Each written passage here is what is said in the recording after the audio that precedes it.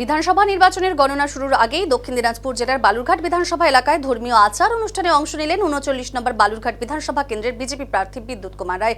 শান্তিপূর্ণ ভোট গ্রহণ সম্পন্ন হওয়ার পর এবার ভোট গণনাও যাতে সুষ্ঠু, নিরপেক্ষ এবং সঠিকভাবে সম্পন্ন হয় এবং পরবর্তীতে সরকার গঠনের পর যাতে এলাকার বাসিন্দাদের জন্য কাজ করতে পারেন এই কামনাতেই তিনি একাধিক মন্দিরে পুজো দিয়েছেন।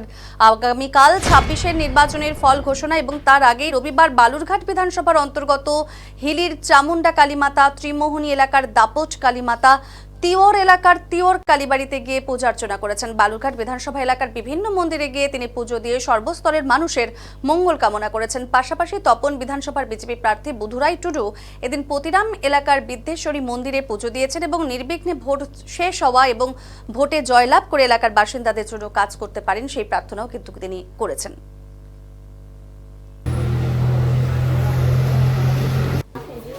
একটা সনাতনী যে সংস্কৃতি আমাদের, সেটা যেন বজায় থাকে, সবার মঙ্গল কামনা করে পুজো করলাম।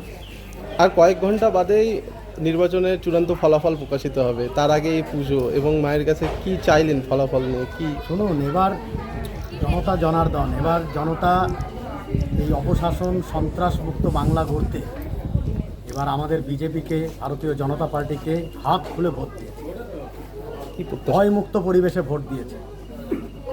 কি প্রত্যাশা রাখছে? প্রত্যাশা ১০০% জয়ী হব।